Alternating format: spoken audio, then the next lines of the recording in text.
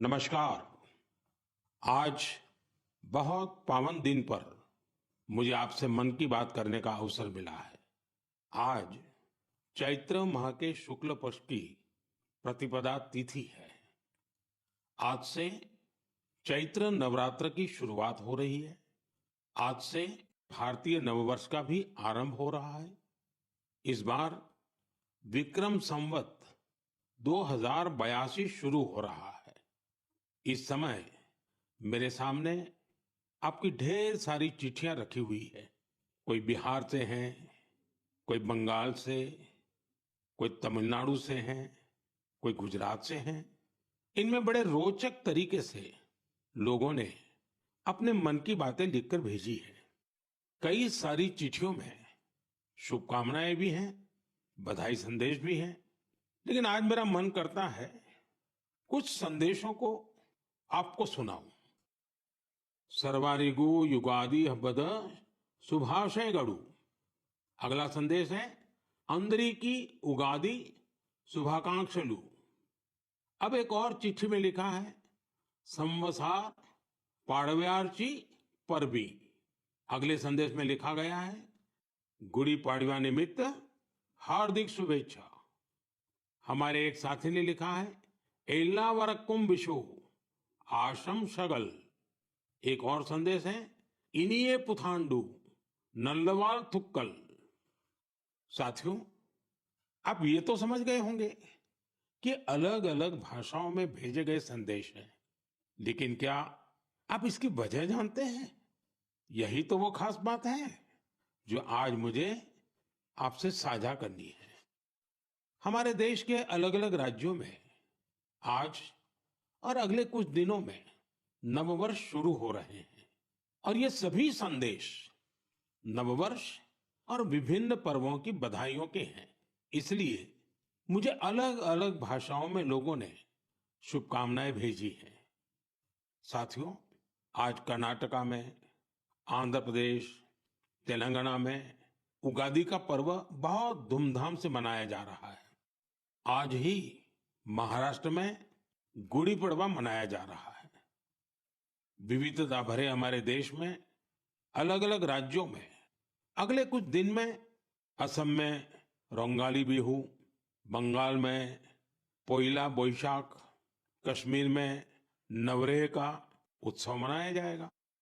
इसी तरह 13 से 15 अप्रैल के बीच देश के अलग अलग हिस्सों में त्योहारों की जबरदस्त धूम दिखेगी। इसे लेकर भी उत्साह का माहौल है और ईद का त्योहार तो आ ही रहा है। यानी ये पूरा महीना त्योहारों का है, पर्वों का है। मैं देश के लोगों को इन त्योहारों की बहुत बहुत बधाई देता हूं। हमारे ये त्योहार भले ही अलग अलग क्षेत्रों में हो, लेकिन ये दिखाते हैं कि भारत की विविधता में भी कैसे एकता पिरोई हुई है। इस एकता की भावना को हमें निरंतर मजबूत करते चलना है। साथियों, जब परीक्षाएं आती हैं तो युवा साथियों के साथ मैं परीक्षा पे चर्चा करता हूं। अब परीक्षाएं हो चुकी हैं। बहुत सारे स्कूलों में तो दोबारा क्लास शुरू होने की तैयारी हो रही है। इसके बाद गर्मी की छुट्टियों का समय भी आने वाला है। साल के इस समय का बच्चों को बहुत इंतजार रहता है। मुझे तो अपने बचपन के दिन याद आ गए जब मैं और मेरे दोस्त दिन भर कुछ ना कुछ उत्पात मचाते रहते थे, लेकिन साथ ही हम कुछ कंस्ट्रक्टिव भी करते थे, सीखते भी थे। गर्मियों के दिन बड़े होते हैं। इसमें बच्चों के पास करने को बहुत कुछ होता है। ये समय किसी नई हॉबी को अपनाने के साथ ही अपने हुनर को और तराशने का भी है। आज बच्चों के लिए ऐसे प्लेटफॉर्म की कमी नहीं जहां वे काफी कुछ सीख सकते हैं। जैसे कोई संस्था टेक्नोलॉजी कैंप चला रही हो तो बच्चे वहां ऐप बनाने के साथ ही ओपन सोर्स सॉफ्टवेयर के बारे में जान सकते हैं। अगर कहीं पर्यावरण की बात हो, थिएटर की बात हो या लीडरशिप की बात हो, ऐसे विविध विविध विषय के कोर्स होते रहते हैं, तो उससे भी जुड़ सकते हैं। ऐसे कई स्कूल हैं जो स्पीच या तो ड्रामा सिखाते हैं ये बच्चों को बहुत काम आते हैं। इन सब के अलावा आपके पास इन छुट्टियों में कई जगह चल रहे वॉलेंटियर एक्टिविटीज, सेवा कार्यों से भी जुड़ने का अवसर है। ऐसे कार्यक्रमों को लेकर मेरा एक विशेष आग्रह है। अगर कोई संगठन, कोई स्कूल या सामाजिक संस्थाएं या तो फिर साइंस सेंटर ऐसी समर एक्टिविटीज करवा रहे हैं वो, तो इसे हैशटैग माई हॉलीडेज के साथ जरूर शेयर करें। इससे देश भर के बच्चे और उनके माता पिता को इनके बारे में आसानी से जानकारी मिल सकेगी। मेरे युवा साथियों, मैं आज आपसे माय भारत के उस खास कैलेंडर की भी चर्चा करना चाहूंगा जिसे इस समर वेकेशन के लिए तैयार किया गया है। इस कैलेंडर की एक कॉपी अभी मेरे सामने रखी हुई है। मैं इस कैलेंडर से कुछ अनूठे प्रयासों को साझा करना चाहता हूं।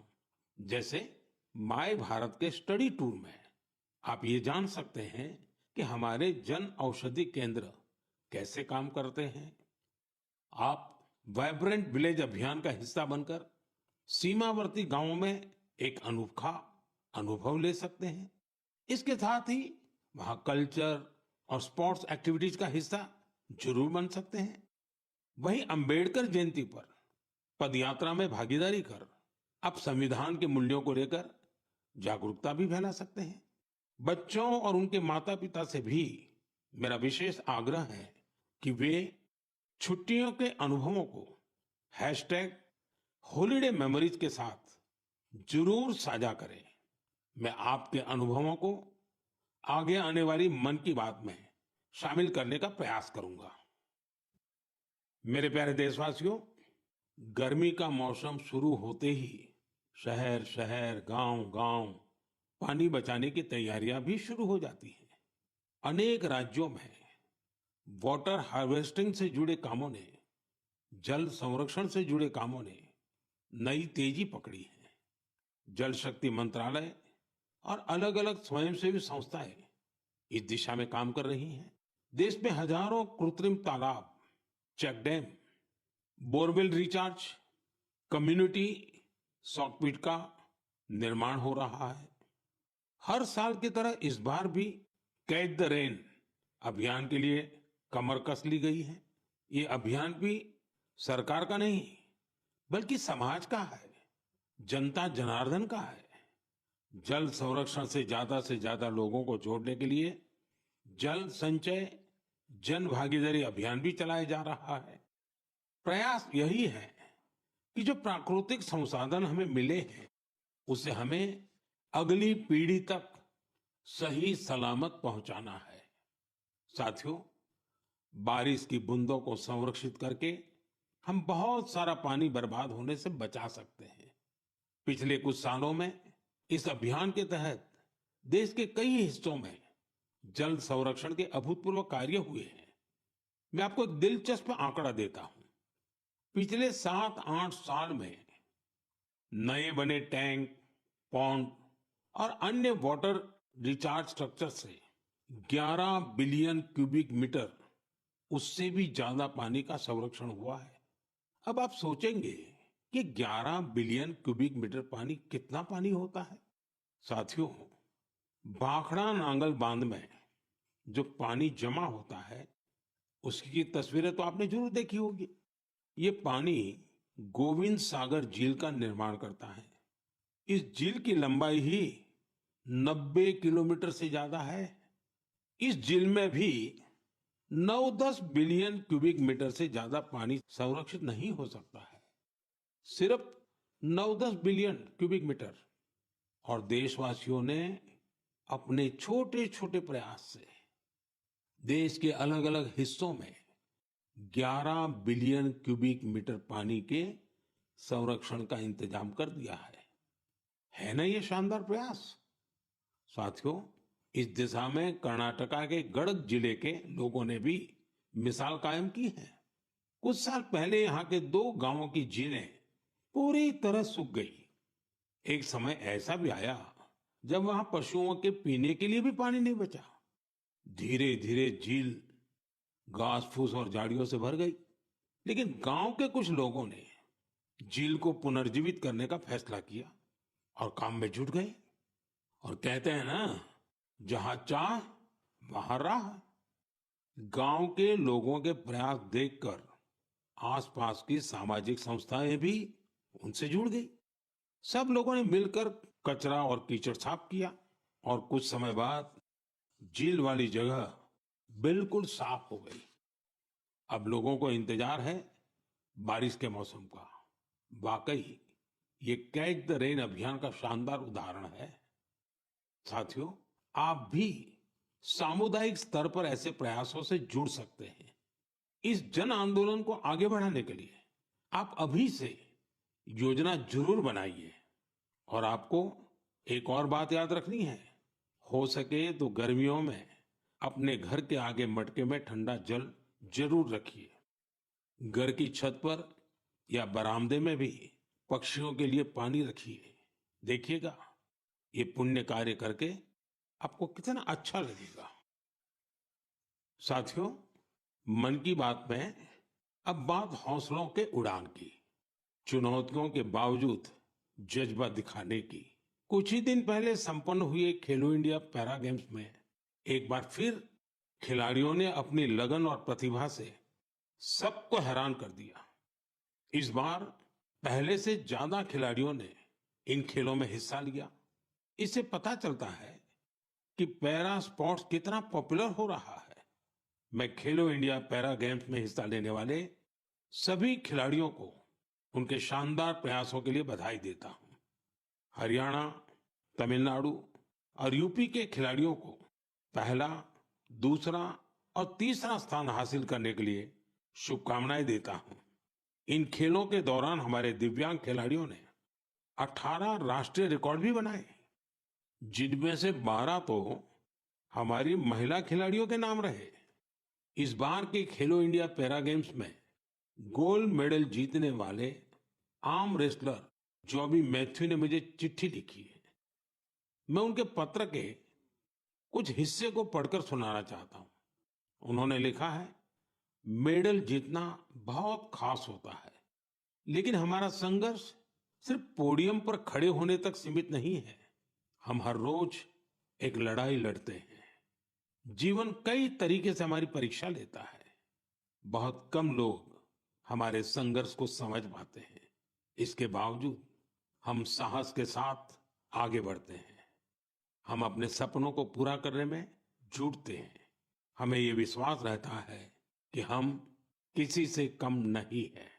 वाह जॉबी मैथ्यू, आपने कमाल लिखा है, अद्भुत लिखा है। इस पत्र के लिए मैं आपका आभार व्यक्त करता हूं। मैं जॉबी मैथ्यू और हमारे सभी दिव्यांग साथियों से कहना चाहता हूं कि आपके प्रयास हमारे लिए बहुत बड़ी प्रेरणा है। साथियों, दिल्ली में एक और भव्य आयोजन ने लोगों को बहुत प्रेरणा दी है, जोश से भर दिया है। एक इनोवेटिव आइडिया के रूप में पहली बार फिट इंडिया कार्निवल का आयोजन किया गया। इसमें अलग अलग क्षेत्रों के करीब 25,000 लोगों ने हिस्सा लिया। इन सभी का एक ही लक्ष्य था, फिट रहना और फिटनेस को लेकर जागरूकता फैलाना। इस आयोजन में शामिल लोगों को उनके स्वास्थ्य के साथ साथ पोषण से जुड़ी जानकारियां भी मिली। मेरा आग्रह है कि आप अपने क्षेत्रों में भी इसी तरह के कार्निवल का आयोजन करें। इस पहल में माय भारत आपके लिए बहुत मददगार बन सकता है। साथियों, हमारे स्वदेशी खेल अब पॉपुलर कल्चर के रूप में घुल मिल रहे हैं। मशहूर रैपर हनुमान काइंड को तो आप सभी जानते ही होंगे। आजकल उनका नया सॉन्ग रन इट अप काफी फेमस हो रहा है।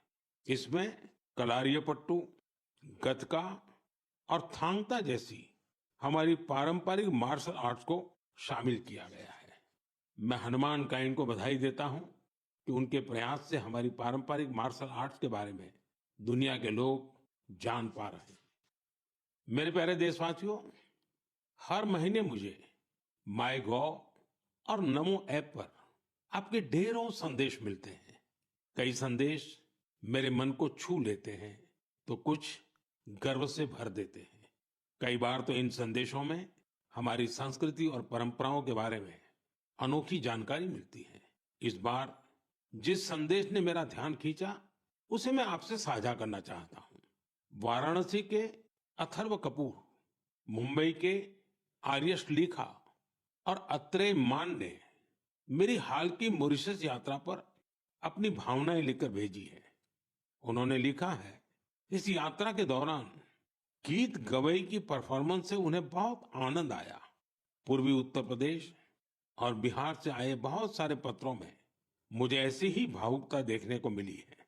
मॉरिशस में गीत गवई की शानदार परफॉर्मेंस के दौरान मैंने वहां जो महसूस किया वो वाकई अद्भुत है। साथियों, जब हम जड़ से जुड़े रहते हैं तो कितना ही बड़ा तूफान आए, तूफान हमें उखाड़ नहीं पाता। आप कल्पना करिए, करीब 200 साल पहले भारत से कई लोग गिरमिटिया मजदूर के रूप में मॉरिशस गए थे। किसी को नहीं पता था कि आगे क्या होगा, लेकिन समय के साथ वे वहां रस बस गए। मॉरिशस में उन्होंने अपनी एक बड़ी पहचान बनाई। उन्होंने अपनी विरासत को सहेज कर रखा और जड़ों से जुड़े रहे। मॉरिशस ऐसा अकेला उदाहरण नहीं है। पिछले साल जब मैं गयाना गया था, तो वहां की चौताल परफॉर्मेंस ने मुझे बहुत प्रभावित किया था। साथियों, अब मैं आपको एक ऑडियो सुनाता हूँ।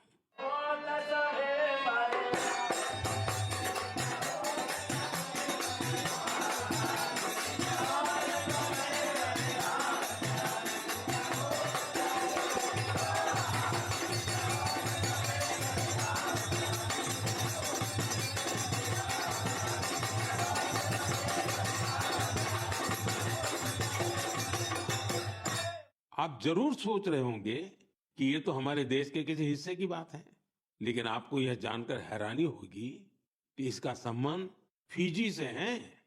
यह फिजी का बहुत ही लोकप्रिय फगवा चौताल है। ये गीत और संगीत हर किसी में जोश भर देता है। मैं आपको एक और ऑडियो सुनाता हूँ।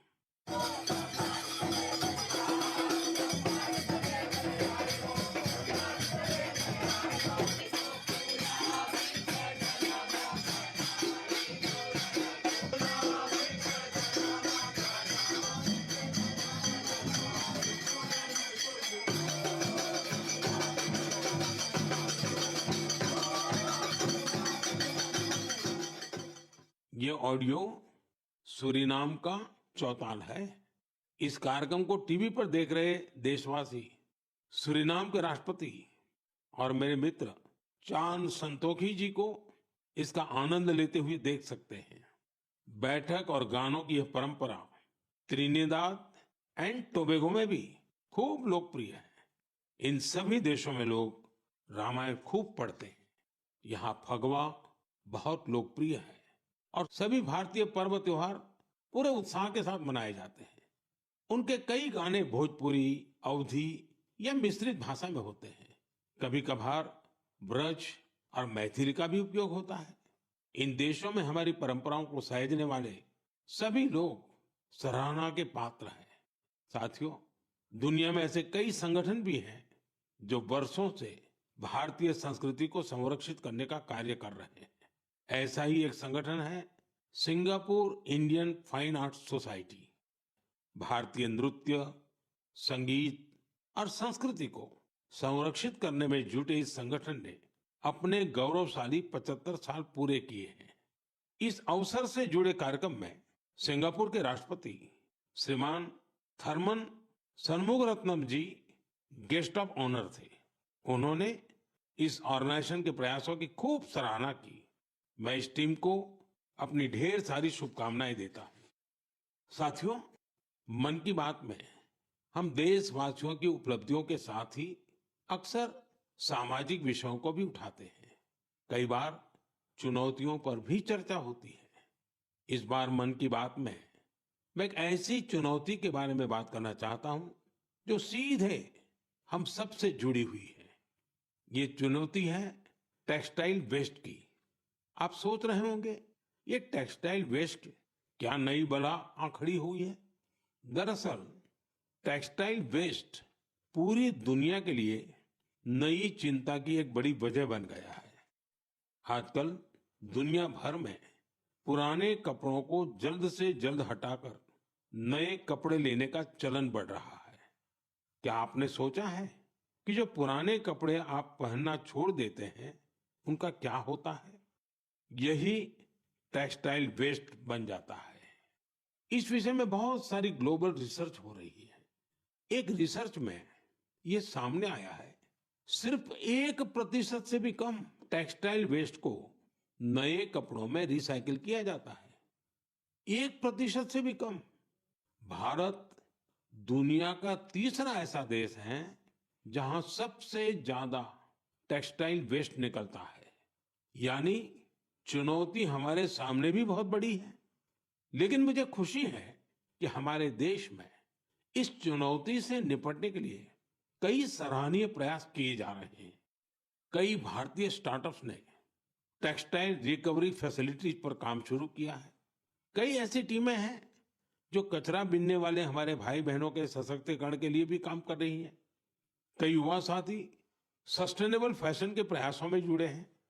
वे पुराने कपड़ों और जूते चप्पलों को रिसाइकल कर जरूरतमंदों तक पहुंचाते हैं। टेक्सटाइल वेस्ट से सजावट की चीजें, हैंडबैग, स्टेशनरी और खिलौने जैसी कई वस्तुएं बनाई जा रही हैं। कई संस्थाएं आजकल सर्कुलर फैशन ब्रांड को पॉपुलर बनाने में जुटी हैं। नए नए रेंटल प्लेटफॉर्म भी खुल रहे हैं जहां डिजाइनर कपड़े किराए पर मिल जाते हैं।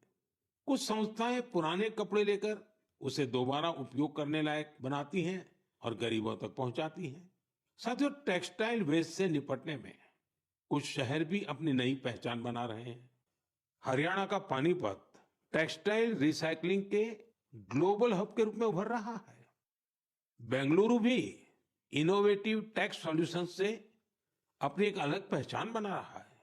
यहाँ आधे से ज्यादा टेक्सटाइल वेस्ट को जमा किया जाता है, जो हमारे दूसरे शहरों के लिए भी एक मिसाल है। इसी प्रकार तमिलनाडु का तिरुपुर वेस्ट वाटर ट्रीटमेंट और रिन्यूएबल एनर्जी के माध्यम से टेक्सटाइल वेस्ट मैनेजमेंट में जुटा हुआ है। मेरे प्यारे देशवासियों, आज फिटनेस के साथ साथ काउंट का बड़ा रोल हो गया है। एक दिन में कितने स्टेप्स चले, इसका काउंट। एक दिन में कितनी कैलोरीज खाई, इसका काउंट। कितनी कैलोरीज बर्न की, इसका काउंट।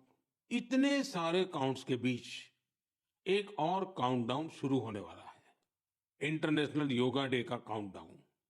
योग दिवस में अब 100 दिन से भी कम समय रह गया है।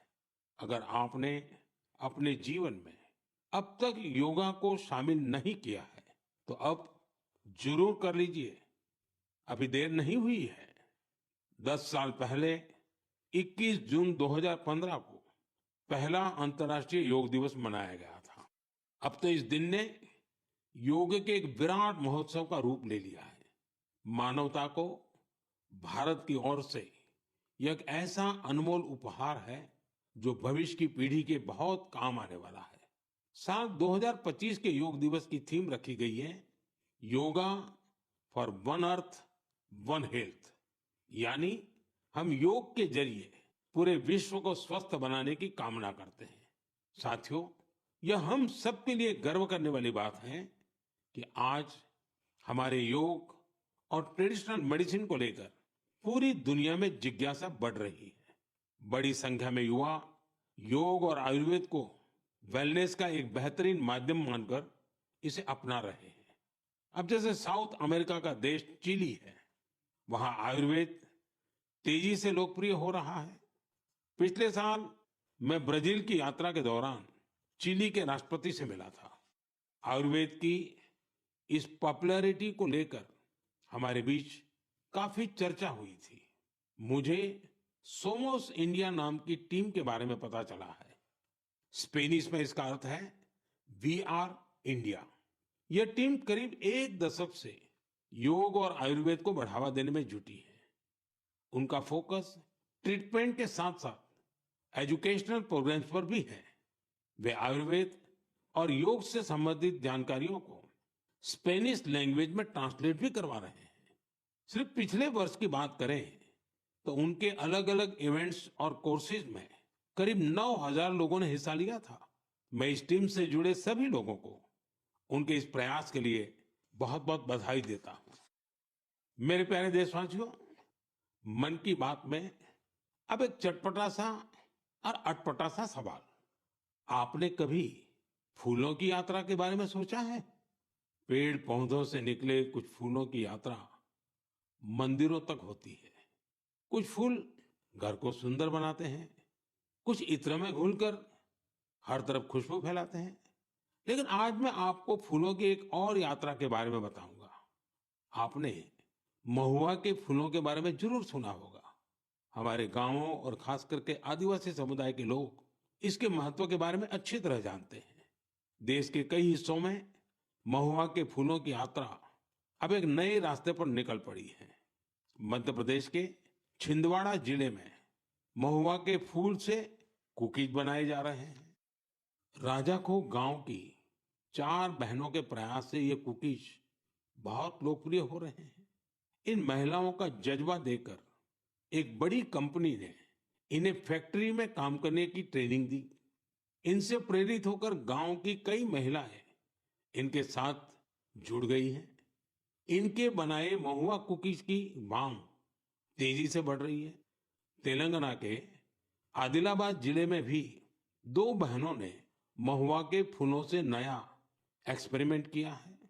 वो इनसे तरह तरह के पकवान बनाती हैं, जिन्हें लोग बहुत पसंद करते हैं। उनके पकवानों में आदिवासी संस्कृति की मिठास भी है। साथियों, मैं आपको एक और शानदार फूल के बारे में बताना चाहता हूं और इसका नाम है कृष्ण कमल। क्या आप गुजरात के एकता नगर में स्टैच्यू ऑफ यूनिटी को देखने गए हैं? स्टैच्यू ऑफ यूनिटी के आसपास आपको ये कृष्ण कमल बड़ी संख्या में दिखेंगे। ये फूल पर्यटकों का मन मोह लेते हैं। ये कृष्ण कमल एकता नगर के आरोग्य वन, एकता नर्सरी, विश्व वन और मियावाकी फॉरेस्ट में आकर्षण का केंद्र बन चुके हैं। यहाँ योजनाबद्ध तरीके से लाखों की संख्या में कृष्ण कमल के पौधे लगाए गए हैं। आप भी अपने आसपास देखेंगे तो आपको फूलों की दिलचस्प यात्राएं दिखेगी। आप अपने क्षेत्र में फूलों की ऐसी अनोखी यात्रा के बारे में मुझे भी लिखिएगा। मेरे प्यारे साथियों, आप मुझे हमेशा की तरह अपने विचार, अनुभव और जानकारियां साझा करते रहें। हो सकता है आपके आसपास कुछ ऐसा हो रहा हो जो सामान्य लगे, लेकिन दूसरों के लिए वो विषय बहुत रोचक और नया होगा। अगले महीने हम फिर मिलेंगे और देशवासियों की उन बातों की चर्चा करेंगे जो हमें प्रेरणा से भर देती हैं। आप सबका बहुत बहुत धन्यवाद। नमस्कार।